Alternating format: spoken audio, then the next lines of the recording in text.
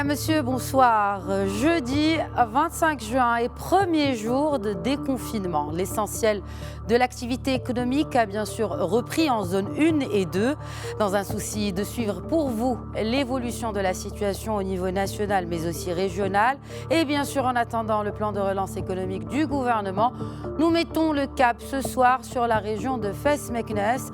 Avec ses 7 provinces, la région génère pas moins de 9% du PIB national. Quelle est l'ampleur de la crise Covid sur la région? Quelles sont les pistes de relance économique? Mohamed Lansar, président de la région Fès-Meknès, répondra à nos questions. Ce sera bien sûr en première partie d'émission. Ensuite, retour sur une problématique qui a soulevé la colère de millions de foyers, les factures d'eau et d'électricité. L'ONE a décidé que toutes les factures émises sur la base d'une estimation seront révisées immédiatement après une première lecture effective des index des compteurs sans qu'il en résulte une accumulation de la consommation. 11 millions de factures sont concernées. Plus de détails sur cette opération avec Amin Fichali Ali, chef de division marketing électricité à l'Office national de l'eau et l'électricité. Merci de rester avec nous. À tout de suite.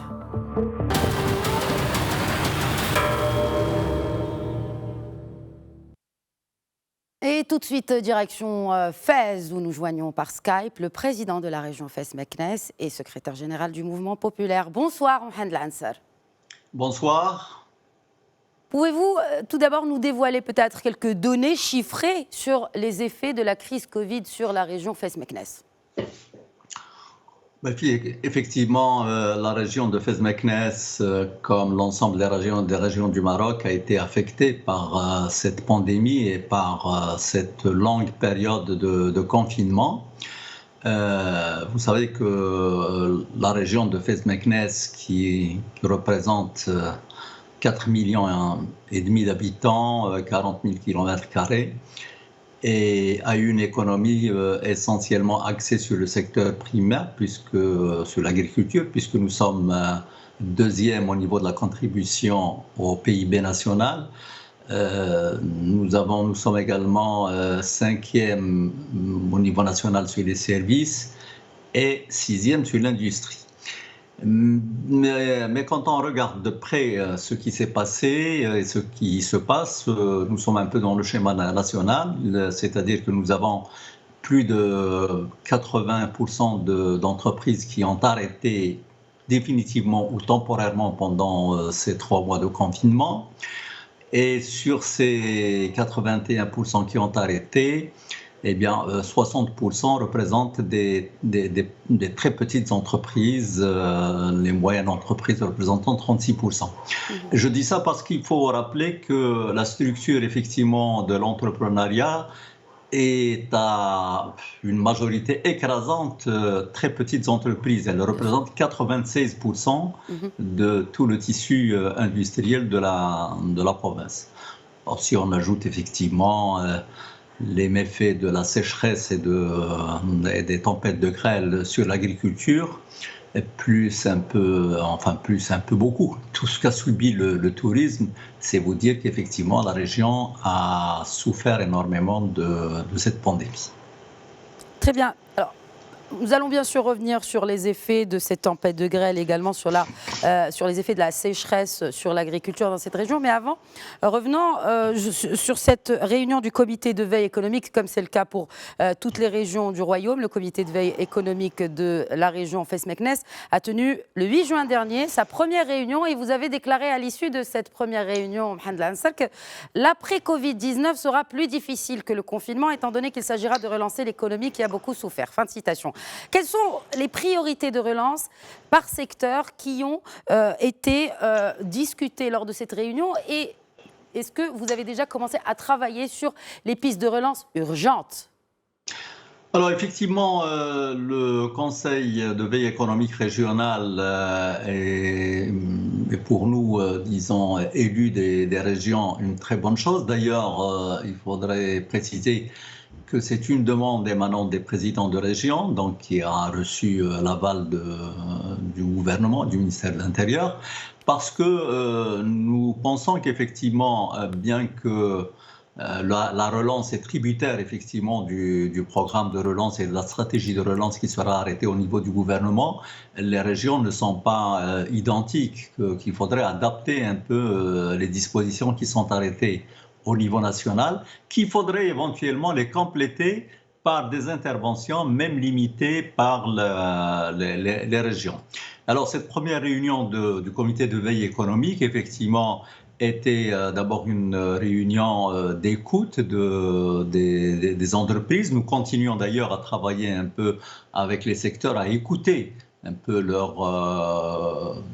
je ne dirais pas leur vœu, mais écouter un peu la situation, essayer d'avoir une appréciation sur la situation que vit chaque secteur à part et sur les mesures éventuelles que les collectivités locales peuvent apporter en complément je le répète, de cette stratégie gouvernementale que nous attendons d'ailleurs, qui n'est pas encore tout à fait précisée.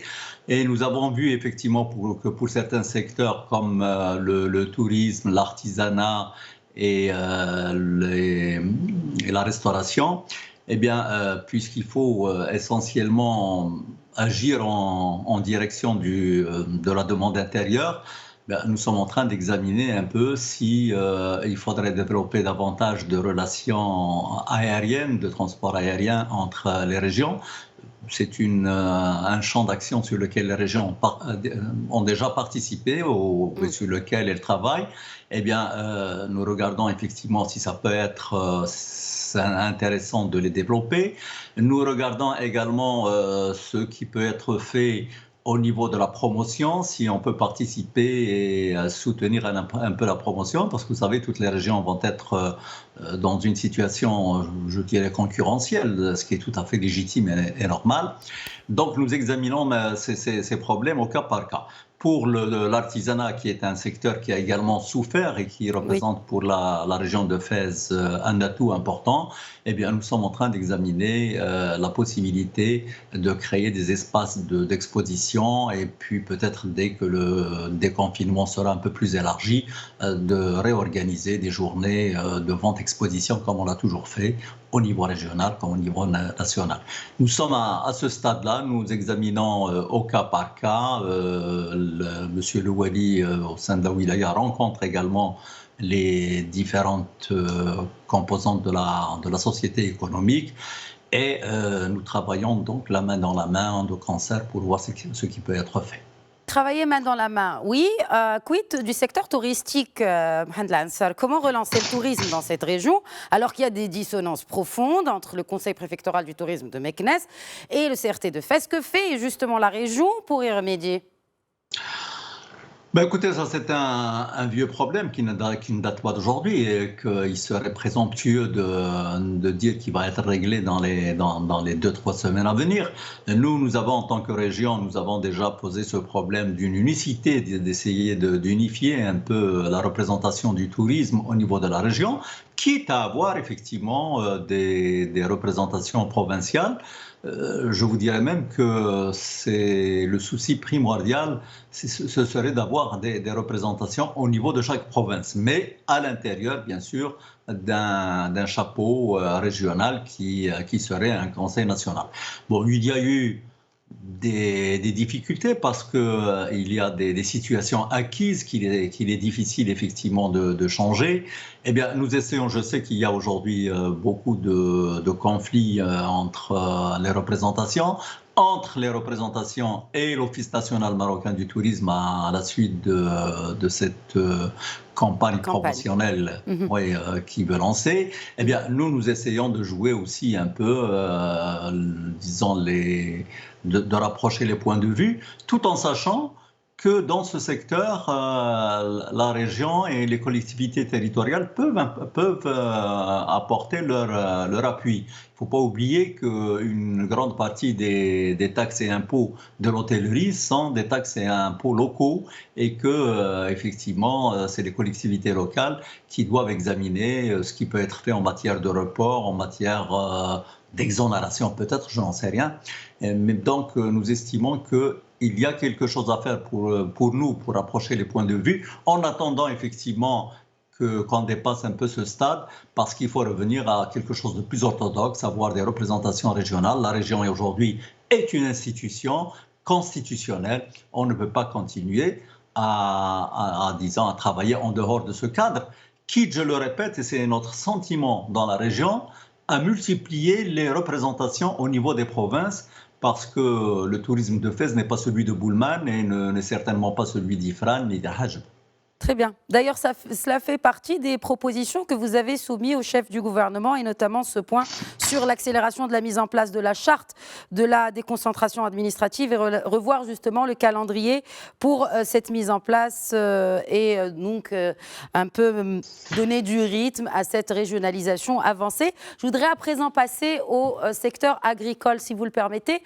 Alors, la région est doublement touchée. Outre la crise Covid, il y a la sécheresse, et on en parlait tout à l'heure récemment, la violente tempête de grêle qui avait frappé le 6 juin dernier la région et qui a affecté une large superficie. On parle de dizaines de milliers d'hectares perdus. Quelle est la gestion régionale aujourd'hui de cette crise ? Alors, vous posez une question extrêmement intéressante parce qu'elle pose le problème finalement de la déconcentration et de la précision des compétences un peu des conseils régionaux. Vous savez qu'au niveau de la loi actuelle, si on regardait la loi à la lettre, eh bien l'agriculture est exclue du champ de compétences des régions, ce qui est une aberration à mon sens, parce que l'agriculture, c'est le territoire, c'est là. Mais nous travaillons quand même sur ce domaine en attendant effectivement que les choses soient mieux précisées. Ce à quoi d'ailleurs l'Association des régions et la Direction générale des collectivités territoriales travaillent en liaison avec les wilayas et les ministères. Bon, qu'est-ce que nous faisons ? Eh bien, quand il s'agit effectivement d'événements de cette ampleur, de l'ampleur des tempêtes qui ont frappé le verger de la région de Fès-Meknès, nous essayons de coordonner avec le ministère de l'Agriculture et d'apporter notre aide. Pas en tant qu'aide, si vous voulez, parce que ce n'est pas 5 millions de dirhams, 10 millions qui sont mises dans une convention, comme on vient de le faire pour une convention d'extension des stations anti-grêle, qui va régler le problème. Le ministère de l'Agriculture a suffisamment de moyens pour se passer de cela, mais c'est surtout pour marquer l'intérêt du Conseil régional et cette dimension territoriale que nous avons défendu dans la note dont vous avez parlé. Nous estimons qu'aujourd'hui et demain, il ne peut pas y avoir de développement sans cette dimension territoriale, sans cette gestion de proximité auprès effectivement du citoyen. Alors évidemment, nous intervenons là, nous intervenons aussi à travers, nous avons une commission de l'agriculture, c'est l'une des commissions d'ailleurs statutaires des conseils régionaux. Nous travaillons à essayer de sensibiliser davantage les responsables du ministère de l'Agriculture en attendant effectivement que nous puissions peut-être avoir un peu plus de poids dans la gestion de l'agriculture. Parce que, je le répète, elle représente chez nous... Et notamment en ressources humaines, notamment des ressources humaines qualifiées pour cette gestion du secteur agricole. Vous l'avez dit, c'est le deuxième au niveau national, en tout cas en termes de secteur primaire. Est-ce que la région est outillée en ressources humaines pour faire face à ce genre de catastrophes ou comme celle de la tempête de grêle, et notamment dans la gestion, finalement, de ces stations anti-grêle?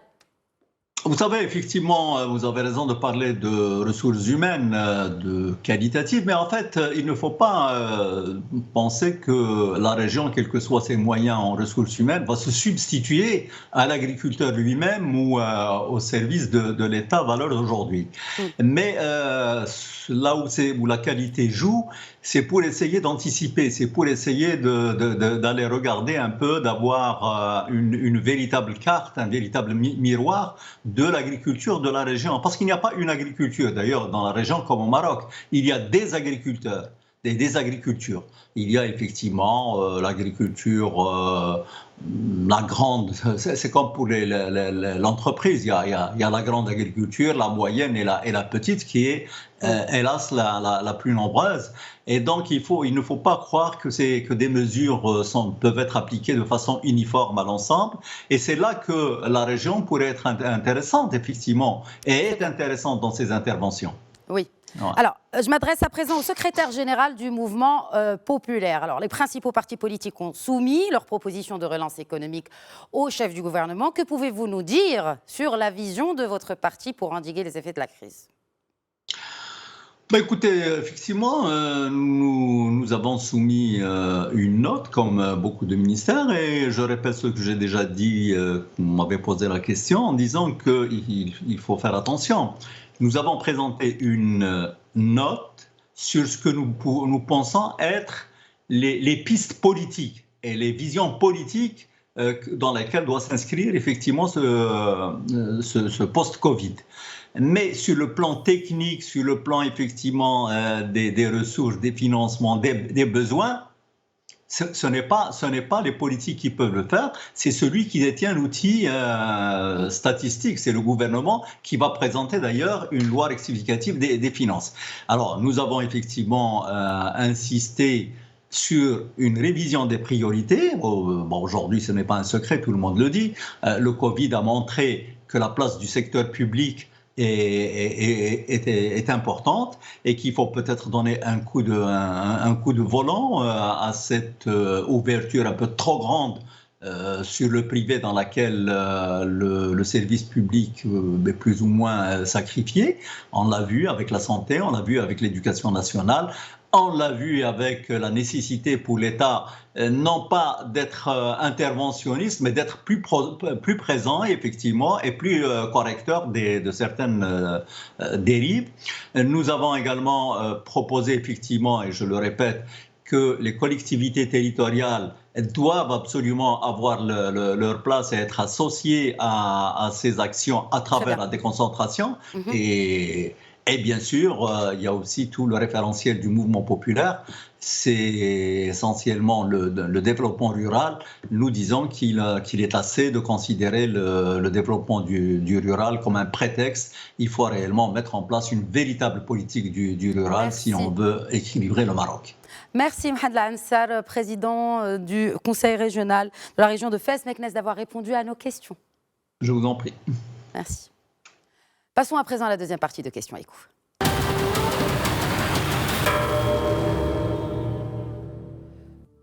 Le paiement des factures d'eau et d'électricité dues pendant la période de confinement à l'Office national de l'électricité et de l'eau potable, l'ONE, est rééchelonné. Il s'agit là de 11 millions de factures qui seront ainsi rééchelonnées et des facilités de paiement seront également accordées. Nous joignons depuis Casablanca pour en parler Amine Feshtali Ali, chef de division marketing électricité à l'ONE. Bonsoir. Amine Feshtali Ali. Bonsoir. Bonsoir. Et merci pour l'invitation. Merci à vous de l'avoir accepté. Alors tout d'abord, nous allons évoquer avec vous la reprise de la lecture des compteurs. Qu'est-ce que cela implique exactement ? Donc, effectivement, je voudrais juste avant de répondre à votre question, permettez-moi tout d'abord de rappeler brièvement le contexte. Excusez-moi, j'entends un écho. Oui. Je dois couper le micro. C'est les aléas du Skype, c'est très normal. Si vous pouvez juste continuer parce qu'il nous reste très peu de temps. Allez-y, parlez. Donc, depuis le début de la période de l'état d'urgence sanitaire, nous avons mis en place un dispositif qui a pour principal objectif de sécuriser tout d'abord l'alimentation du pays en continuant à fournir l'eau et l'électricité à tous les citoyens et bien sûr sans interruption, ce qui constitue en fait la priorité des priorités. Mais en plus, nous devrions le faire tout en respectant les mesures préventives et de protection prises par l'État pour faire face à l'épidémie. Oui. Nous avions le devoir de nous aligner sur les mesures préventives. Nous avons déjà commencé par mettre en place des actions pour limiter au maximum les déplacements aussi bien pour nos clients que pour notre personnel. Et c'est pour éviter les risques de propagation de l'épidémie. Comme vous le savez, la lecture de compteurs nécessite un déplacement de notre personnel sur les lieux de consommation des clients. Et donc, pour éviter tout contact entre nos clients et le personnel, la décision a été prise même au niveau national, en concertation avec les départements ministériels concernés, pour surseoir, durant cette période de confinement, à la lecture des compteurs et également à la distribution des factures d'électricité. Donc, suite à cette décision, nous avions deux alternatives. La première, c'est de ne plus facturer les clients pendant toute la période de confinement. Et à ce moment-là, les clients pourraient se retrouver avec des factures et des montants très importants une fois qu'on a relevé leur compteur, et même des factures qui ne pourraient pas régler. La deuxième alternative, c'est d'ailleurs celle que nous avons retenue, consiste à maintenir la facturation avec une fréquence mensuelle. Mais la question se pose, sur quelle base allons-nous faire cette facturation avec cette fréquence mensuelle? Alors, il y avait soit que le client nous transmet lui-même son index de consommation, parce qu'aujourd'hui, il a cette possibilité de le faire, soit à travers notre site web, soit à travers notre centre de relations clientèle. Et à défaut, nous procédons à une estimation de la consommation. Alors, sur quelle base se fait cette estimation? Il faut savoir qu'elle ne se fait pas d'une manière arbitraire, puisque nous nous basons sur la consommation des clients qui ont été réellement enregistrés durant la période qui est antérieure à celle au début du confinement. Et d'ailleurs, en l'absence de relevé, c'est la seule information disponible qui reflète au mieux le niveau habituel de consommation du client. Donc, ceci dit, parfois, le niveau diffère entre les différentes saisons. Il diffère aussi entre... C'est-à-dire, est-ce que vous pensez que cette base-là peut... ne pensez-vous pas plutôt que cette base peut peut-être engendrer quelques réclamations par rapport à la consommation? Tout à fait, vous avez tout à fait raison. Et une estimation, ça reste une estimation. Du moment que le client n'a pas forcément, comme vous l'aviez dit, les mêmes habitudes de consommation tout au long de l'année, donc ça dépend des saisons. Il n'a pas le même niveau de consommation tous les mois. Et il se peut effectivement qu'une fois son compteur relevé, on se retrouve soit avec une estimation. À ce titre-là, c'est un point très important qu'il faut préciser, c'est que l'ONU n'a pas appliqué les procédures en vigueur en matière de recouvrement, à savoir la relance du client, l'avis de coupure, les pénalités de retard. Donc, et l'Office n'a procédé à une suspension de la fourniture d'électricité et d'eau potable pour le paiement dans les délais. Donc, autrement dit, le client n'avait pas l'obligation de payer la facture estimée, surtout s'il juge, comme vous le dites, que sa consommation ne reflète pas son niveau de consommation habituel. Oui. Il peut faire effectivement attendre de recevoir la facture qui sera basée sur un relevé réel. Mais en même temps, les clients qui voulaient s'acquitter de leur facture ont eu la possibilité de le faire via les canaux de paiement que l'ONU met à leur disposition.